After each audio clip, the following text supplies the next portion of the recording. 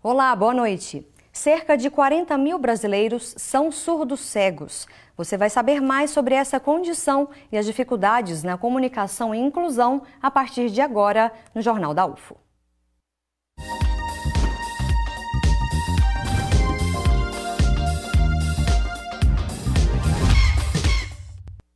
A realidade de alguém surdo e cego é desafiadora, mas é possível vencer as barreiras. Vamos conhecer a história de um professor da UFO que convive com a surdo-cegueira e decidiu dar aulas por causa desta condição. O movimento da cidade é intenso. Trânsito, pessoas apressadas pelas ruas e diferentes barulhos. Toda essa dinâmica é composta por sons e pelas cores ao nosso redor. Mas e se aos poucos você começasse a perder a visão? E tempos depois, não ouvisse mais nada.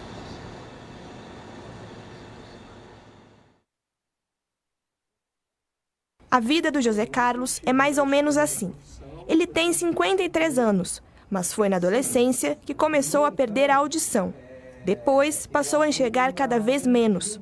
Hoje, está entre os 40 mil surdos cegos do Brasil, estimativa da Federação Nacional de Educação e Integração dos Surdos, FENES.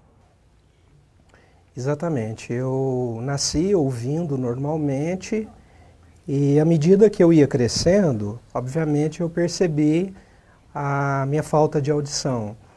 Isso aos 13 anos, de fato. E aos 17 anos eu percebi também o meu problema de visão. No entanto, a minha família, uma família muito humilde, morávamos na roça e acabou que levou um tempo para que de fato eu encontrasse o diagnóstico correto do meu problema. E eu só tive esse diagnóstico há 6 anos atrás, que foi a retinose pigmentar. Esse foi o meu diagnóstico. José Carlos é professor do Instituto de Letras e Linguística da UFO há 2 anos. Além de língua de sinais, ele dá aula de metodologia da pesquisa e estágio supervisionado. O amor por ensinar surgiu de um desejo: ajudar outros surdos e surdos cegos. Bom, eu percebi que as minhas próprias dificuldades como surdo, como aluno, e essas dificuldades, o apoio que eu tinha nas aulas, enfim, eu consegui. Mas eu ficava pensando quais seriam os entraves de alunos com os mesmos problemas que os meus. Como que esses alunos surdos conseguiriam ter sucesso escolar? Então eu queria usar a minha experiência como apoio para garantir que esses alunos chegassem, por exemplo, até a universidade. A forma de se comunicar e locomover do surdo cego varia e depende das estratégias que cada um escolhe. O José tem 2 grandes aliadas, a tecnologia e a lupa. Então, por exemplo, eu caminho de maneira muito tranquila nos espaços. Eu tenho uma certa limitação na minha visão de longe, eu não consigo enxergar muito bem. Então, por exemplo, à noite, eu devo usar uma lanterna para iluminar o meu caminho. Eu uso várias tecnologias, por exemplo, na minha casa. Eu uso lupa. Enfim, eu uso várias tecnologias. Mas na rua, por exemplo, para me saber o nome da rua, o número da casa, o endereço, se estiver muito longe, eu não consigo. Aí eu achei uma maneira muito prática. Eu tiro a foto do endereço e aumento no meu celular. Essa é uma estratégia, por exemplo, que tem me auxiliado. A companhia de um tradutor-intérprete também é importante para o surdo e surdo cego. Marcos está na UFO há 4 anos, mas desde 1999 trabalha nessa área. É muito gratificante, né? A língua de sinais é uma paixão, desde essa época, desde 99 até hoje, né? E a experiência é muito. Na universidade, por exemplo, apesar de cada tradutor e intérprete ter uma formação específica, mas nós acabamos atuando em quase que todas as graduações onde há alunos surdos, né? Então hoje, por exemplo, a gente atua em pelo menos 3 ou 4 graduações, acompanhamos os professores surdos também da instituição. Então, o nosso trabalho aqui ele é muito variado, né? Então, isso profissionalmente nos enriquece muito, né? Apesar de ser difícil, claro, é um desafio, mas é muito enriquecedor. Segundo o professor, ainda existe muita desinformação sobre a surdo-cegueira. Além disso, é preciso avançar em questões como acessibilidade e inclusão. Apesar de no Brasil ter uma legislação ampla que garante a acessibilidade a diversas deficiências, inclusive a surdo-cegueira, mas ainda falta muito conhecimento por parte da própria sociedade, das pessoas entenderem de fato o que é ser surdo-cego, o que essa deficiência vai limitar, como que acontece a inclusão dessas pessoas, enfim. O cego tem características diferentes, a maneira como ele vai se comunicar é diferente. Então, cada um usa uma característica própria. Então, a sociedade ainda precisa entender muito isso. Ao final da nossa entrevista, José Carlos fez um convite para o 2º seminário comemorativo pelo Dia Mundial dos Surdos Cegos, que acontece neste sábado na UFO. Então, é uma satisfação enorme para mim poder ter participado, estou participando na programação do 2º seminário sobre surdo-cegueira aqui em Uberlândia e toda a região, Triângulo Mineiro, enfim. E esse evento é em parceria com a FENES, a Federação Nacional de Educação dos Surdos. Então nós teremos vários temas a tratar nesse seminário. E nós vamos discutir, por exemplo, quais são as características da surdo-cegueira, falarmos um pouco sobre a saúde, teremos algumas oficinas de como nos comunicarmos de maneira bem básica, mas como nos comunicarmos com essas pessoas. Então, aproveitando a oportunidade, gostaria de convidar a todos a estarem presentes nesse seminário de surdo-cegueira, um seminário com entrada franca, tá? E vai acontecer durante o sábado, de manhã e à tarde, e todos estão convidados. Muito obrigado. O evento é amanhã, sábado, a partir das 8 horas da manhã, no Bloco 3Q, no campus Santa Mônica. Tem palestras, oficinas e exposição, e as inscrições podem ser feitas na hora do evento. E para conversar com a gente, nós convidamos Maria Ivonete Santos, que é secretária do CEPAI, que é o Centro de Ensino, Pesquisa, Extensão e Atendimento em Educação Especial. A gente teria a presença de Viniele Moreira, representante da Associação dos Surdos de Uberlândia, mas ela não pôde comparecer. Nós vamos conversar com a Maria Ivonete. Maria Ivonete, boa noite. Muito obrigada pela presença aqui no Jornal da UFO. Boa noite. Eu que agradeço a oportunidade. A gente viu ali na reportagem que a surdo-cegueira é uma condição diferente, né? E talvez não tanto conhecida. Talvez até por isso trouxeram esse evento para a Universidade Federal de Uberlândia, né? É possível a gente falar um pouco dessa condição? Sim. A surdo-cegueira, o índice não é tão grande quanto o de surdos e de cegos, né? Por exemplo, nós aqui na UFO ainda não temos nenhum aluno com surdo-cegueira. Nós temos o professor José Carlos, que não é surdo-cego totalmente ainda, né? Ele é surdo, mas ele ainda tem um resquício de visão. Mas nós não temos, nem nosso corpo técnico e nem discente, ninguém com surdo-cegueira. Caso venha a ter alunos ou técnicos ou servidores, o CEPAI tem uma estrutura, tem como atender? Já falando do CEPAI, né? O que é, quais as ações que vocês desenvolvem? Olha, hoje nós não temos nenhum profissional com a formação para atender o surdo-cego, mas nós temos os intérpretes de língua de sinais, porque o surdo-cego ele tem várias maneiras de se comunicar. Uma delas é pela Libras ou pela Libras tátil, né? Aí teremos que buscar formação para melhor capacitar o nosso corpo de técnicos. Nós temos 9 intérpretes de Libras hoje na universidade. E então a gente buscaria formação para um melhor atendimento. E quando a gente fala em desafios, quando a gente fala em educação para surdos cegos, surdos e outros tipos de deficiência, a gente está falando em avanços e desafios, né, Ivonete? O que a gente pode detalhar sobre cada um deles? Olha, é bem complexo isso, né? Porque é muito diverso esse meio das deficiências. Hoje no CEPAI, hoje na UFO, por exemplo, nós temos alunos cegos, temos alunos surdos, com baixa visão, alunos com perda parcial de audição. Agora, nesse último processo seletivo do Enem, Nós tivemos a entrada de alunos com deficiências mais severas também. Nós tivemos o ingresso de uma aluna com autismo, diversos alunos com deficiência intelectual, leve, moderada. Então, a cada processo, a cada ingresso, a gente tem que estar se adaptando. Então, é um desafio constante, né? Porque cada um tem a sua especificidade, tem a sua particularidade e necessidade. Então, por exemplo, os surdos, a gente tem os intérpretes de língua de sinais, que atuam nas salas de aula, nas reuniões, nas monitorias. Nós fazemos atendimento com monitores, que são alunos da UFO. É um acompanhamento contínuo desse aluno, durante toda a graduação, após. É toda uma equipe, né? Professores, os alunos monitores, intérpretes de Libras, CEPAI, de uma forma geral, né? E temos os alunos cegos, que já precisa de outro tipo de atendimento.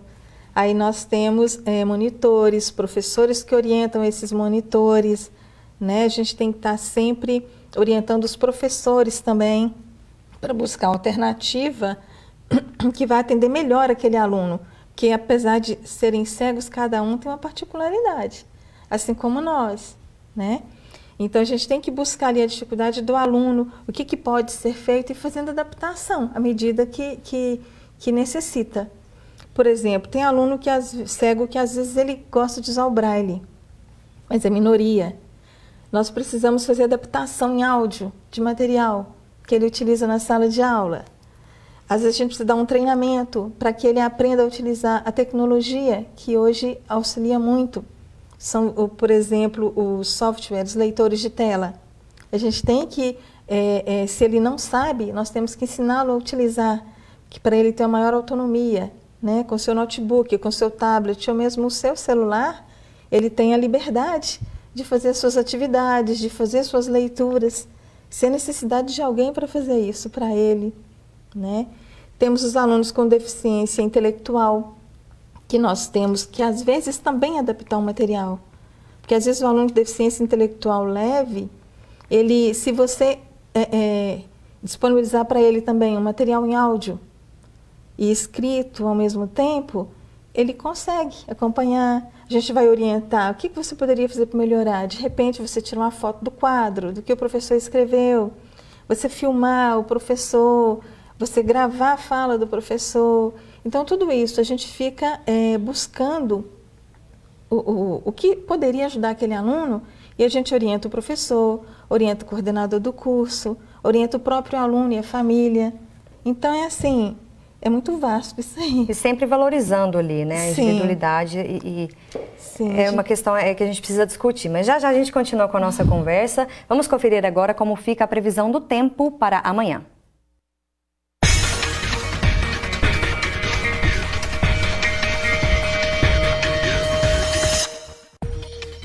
O fim de semana em Uberlândia chega com sol entre nuvens e temperaturas amenas. A máxima é de 28 graus e a mínima 15. O sábado em Monte Carmelo também tem predomínio de sol e poucas nuvens. Faz no máximo 29 graus. A mínima é de 11. Em Ituiutaba, o clima esquenta um pouco mais. As temperaturas podem chegar a 31 graus. A mínima é 14. A cidade de Patos de Minas aparece ensolarada, com máxima de 28 e mínima de 14 graus. O sábado em Araguari também tem sol, porém as temperaturas ficam um pouco mais baixas. Máxima de 26 e mínima de 13 graus. Mande suas dúvidas e comentários para o nosso WhatsApp 996397880. A gente vai para um rápido intervalo e na volta continuamos com a nossa conversa.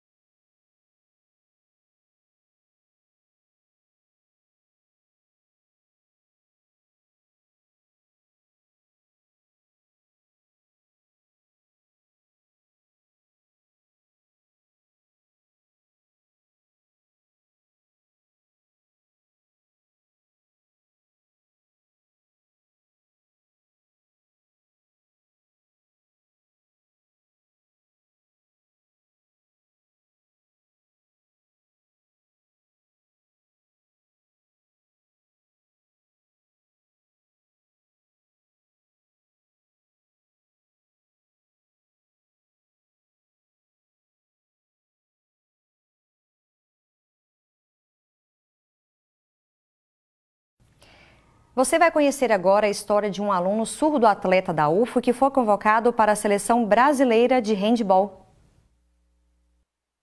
Matheus é apaixonado por esporte. Há 2 anos começou a praticar handebol em uma das equipes de treinamento da UFO.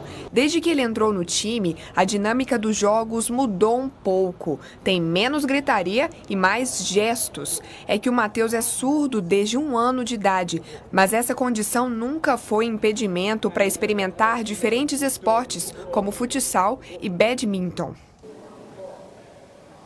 Agora, minha experiência passada, bem de petitinho, idade de 7 anos, mamãe levou, onde tinha futebol, futsal, e ali ele foi desenvolvendo e começou, e depois a experiência com campeonato, primeiro qualquer um que tinha, ele ia fazer, aí começou a idade de 10 anos, badminton. Com 10 anos ele começou o badminton e ia aprender o futebol com prima. Junto, e foi desenvolvendo. E depois teve campeonato, mais experiências em outros lugares diferentes. Com 19 anos, ele entrou na UFO, assim, foi divulgando rima. E começou a jogar com ouvinte, handebol. Todo feliz, muito diferente o aprendizado. Foi bom. E depois começou o professor junto, o Jim, o professor foi junto e foi ensinando e aprendendo, e aprendeu mais rápido. E a experiência começou, teve mais campeonato com a experiência no Brasil, junto com o surdo, e foi divulgar a primeira vez junto com o professor Gil, que teve campeonato no Brasil, a experiência foi muito boa. O estudante já cursou Química e agora está no 2º período de Letras. Desde 2011, ele participa de eventos esportivos dentro e fora da universidade. Começou a jogar handebol na Associação dos Surdos e Mudos de Uberlândia, a SUL, onde foi campeão mineiro. Além das competições de surdo-atletas, também participa dos jogos inclusivos entre surdo e ouvinte, na Liga de Handebol do Triângulo Mineiro e Alto Paranaíba. Matheus conta que o início dessa relação foi complicado, mas com o tempo e com a ajuda do técnico Rafael Tim, todo mundo começou a se entender na quadra. Então, no começo, junto com as pessoas ouvintes, não tinha apresentação, nada. Aí ficava perdido. E a experiência como? Só ficava olhando. Aí depois ele viu a televisão e aprendeu E depois entrou no futebol e foi tentando. Foi muito difícil no começo. Até a interação com o ouvinte.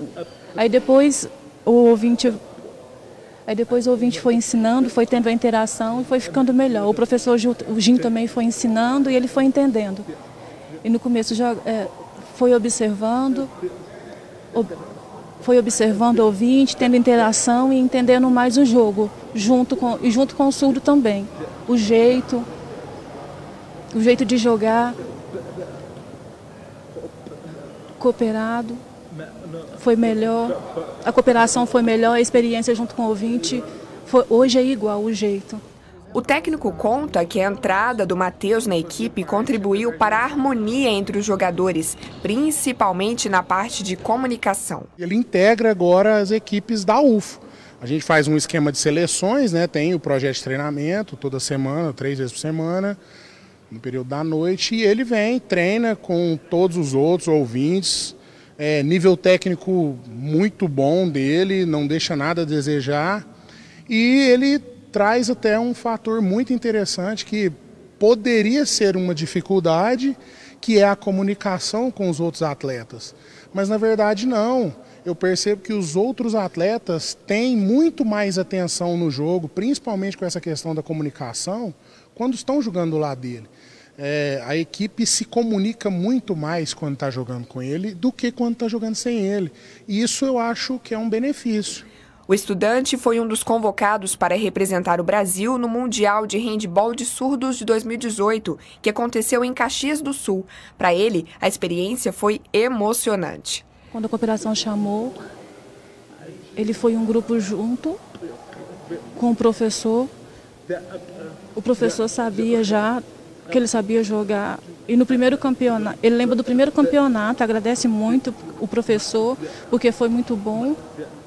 Marcelo, o professor Marcelo, que levou ele para o primeiro campeonato.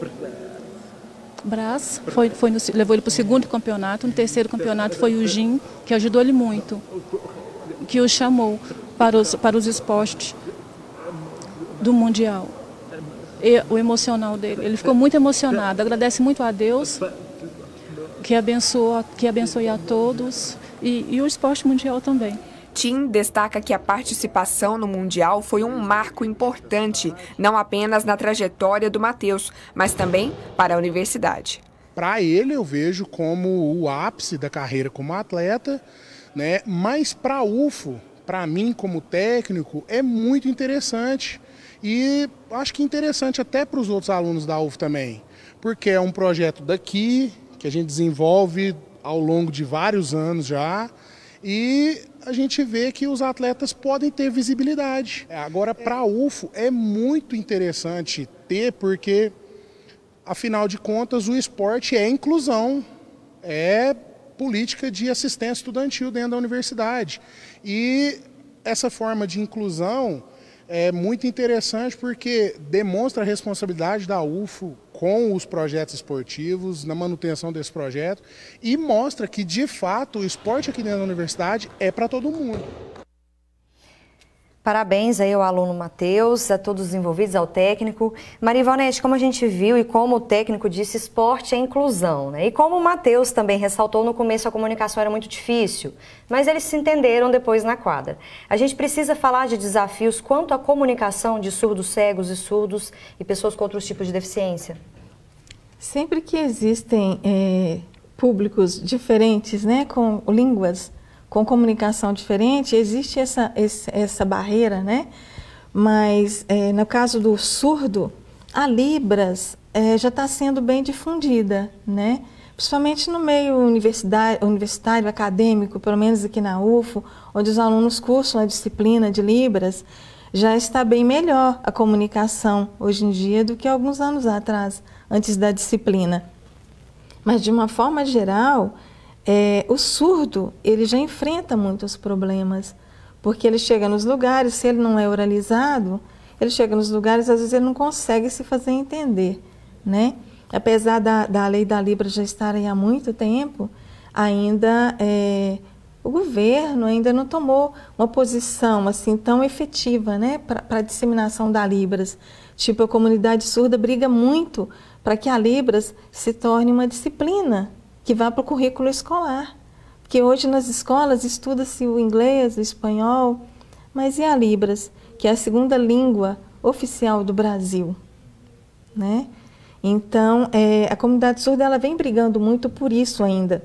Ainda existem algumas barreiras, mesmo com a Libras estando mais fácil de se aprender.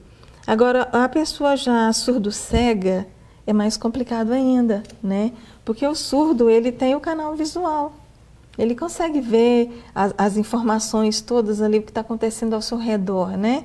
Mesmo que ele não ouça, ele não consiga pegar a informação na íntegra, mas ele tem o visual, que ainda dá para ele tirar as suas conclusões. Agora, a pessoa surdo-cega, não. Ela tem que ter alguém para passar essas informações para ela, né? Existem vários meios de comunicação com surdo-cego. Uma delas é a Libras, outra é a Libras tátil, tem o Braille, tem Tadoma, tem o Malossi, né? Que são tudo métodos de comunicar. Mas nem todo mundo sabe esses sistemas também. É preciso sensibilizar, né, Maria Ivonete? A gente precisa falar muito sobre isso, mas a gente precisa encerrar o Jornal da UFO. Mas antes, vamos conferir a programação da Agenda Cultural.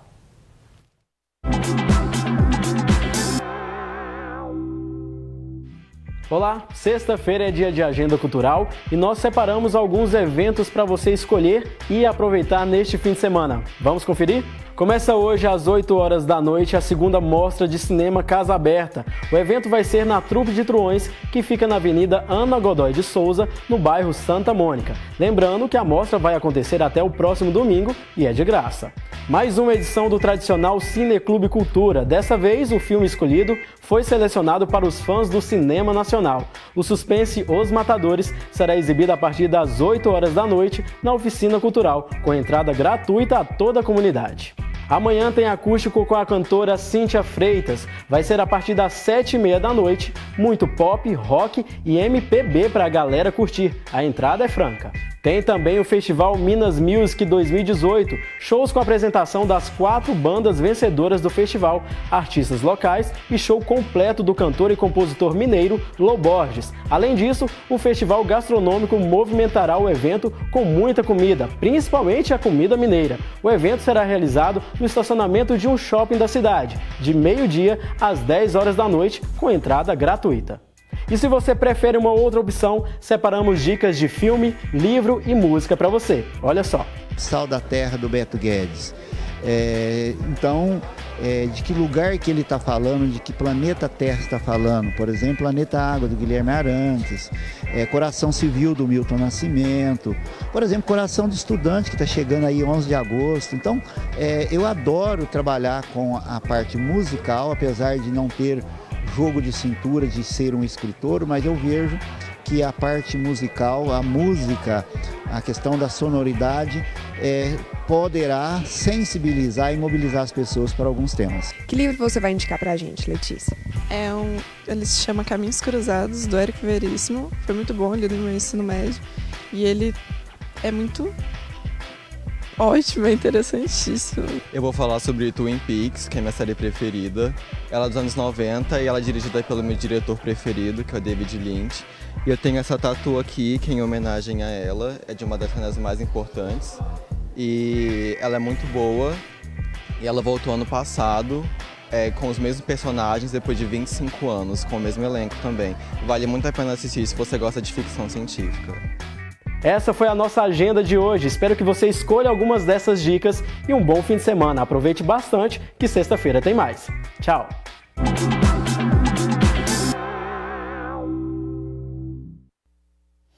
Bom, queria agradecer muito a presença de Maria Ivonete, do CEPAI UFO. Maria Ivonete, não deu muito tempo da gente falar do CEPAI, mas para quem tiver interesse em conhecer mais as ações que vocês desenvolvem aí no tripé Ensino, Pesquisa e Extensão, a gente tem o telefone, 3239-4577. Sim.